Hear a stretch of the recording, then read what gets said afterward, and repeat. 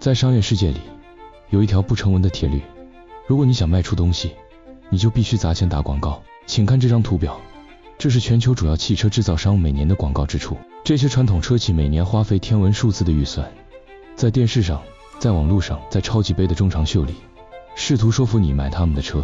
但是，请看最右边这一栏，特斯拉。这家公司市值一度超过了后面几家车厂的总和，但它却没有行销部门，不请明星代言，不买电视广告，这简直是对现代商业规则的公然挑衅。为什么马斯克敢这么狂？因为他信奉一句话：好的产品不需要广告，烂产品才需要。你以为这只是狂妄吗？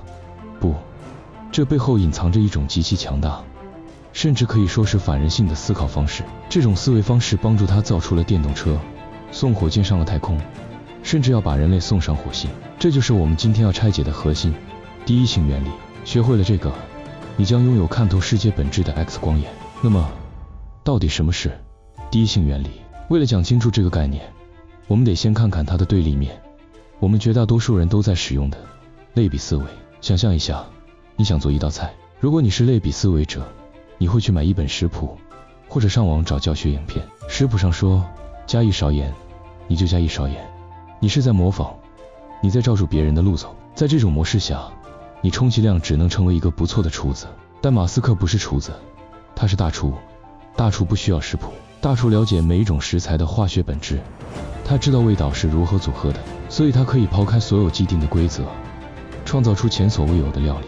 回到电动车的例子，在特斯拉出现之前，所有的汽车大佬都说电动车做不起来，因为电池太贵了。他们的逻辑是，过去电池一直很贵，现在也很贵，所以未来肯定也很贵。这就是典型的类比思维，用过去的经验来推导未来。但马斯克怎么做？他启动了第一性原理。他把电池这个概念像剥洋葱一样，一层层剥开，直到剩下最基本的物理事实。他问自己，电池到底是由什么组成的？答案是镍、钴、铝、碳，还有一些聚合物。接着他问第二个问题，这些金属如果在伦敦金属交易所直接买，需要多少钱？他算了一下，惊讶地发现，这些原材料的成本只有当时电池市场售价的1/10。原来，电池之所以贵，不是因为材料贵，而是因为供应链中间有太多层级，每个人都要赚一笔，加上制造效率低下。结论出来了，我不买你们的电池，我自己去买金属，我自己造。这就是为什么特斯拉敢做别人不敢做的事儿。当别人在改良食谱的时候，马斯克直接分解了食材。但是，光有顶级的思维是不够的，如果不去执行第一性原理，就只是纸上谈兵。特斯拉的历史上有一个著名的产能地狱时期，那是2017年 Model 3刚开始量产，那是马斯克离破产最近的一次。当时马斯克想要打造一个充满未来感的无人工厂，他要在工厂里塞满机器人，他认为这样效率最高。结果呢，一团混乱。机器人虽然快，但无法处理复杂的线束，甚至把电池都装反了，产线停摆，资金像水一样流走。这时候你能看到马斯克最可怕的一面，他没有躲在豪华的执行长办公室里开会，他直接住进了工厂，整整3年。他睡在会议室的沙发上，甚至睡在生产线旁的地板上。他不洗澡，不换衣服，半夜起来巡视产线，亲自解决每一个螺丝的问题。更重要的是，他再次运用了第一性原理，推翻了自己之前的决定。他发现，在某些环节，人类的手比机器人更灵活，更有效率。于是他下令砍掉那些该死的机器人，把人找回来。他后来在采访中承认，我错了，人类被低估了。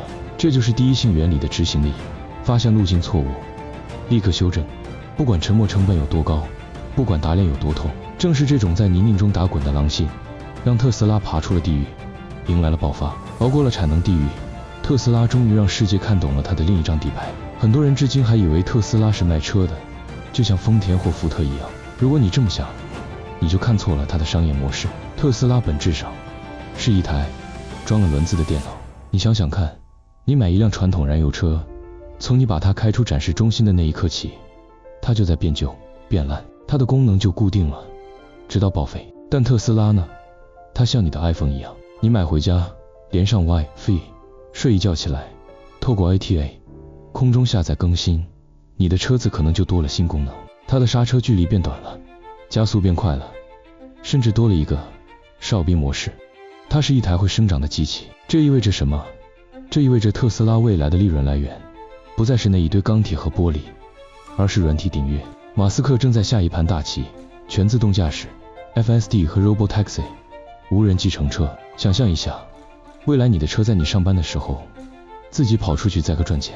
这不是科幻小说，这是马斯克用第一性原理推导出的必然未来。这也是为什么华尔街愿意给特斯拉如此高本益比的原因。他们买的不是一家车厂，他们买的是下一代的苹果公司，外加一家能源公司，再加一家人工智慧机器人公司。讲完了特斯拉的故事，我们把镜头转回到我们自己身上。我们可能这辈子都造不出火箭，也造不出电动车，但第一性原理是马斯克送给我们每个人最好的礼物。仔细想想，我们的生活中有多少决定是基于类比思维做出的？因为大家都考公务员，比较稳定，所以我也去考。因为到了30岁大家都结婚生子，所以我也该结婚。因为别人都买房了，我不买就输了。我们活在别人的影子里，用别人的地图找自己的路。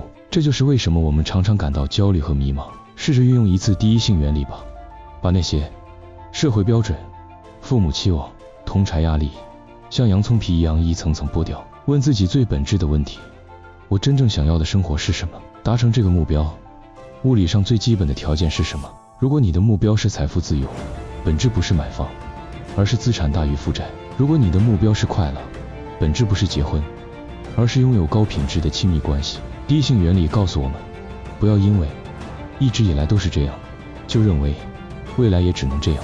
这条路很难走，因为你需要从头思考，你需要忍受孤独，甚至像马斯克一样睡在工厂地板上。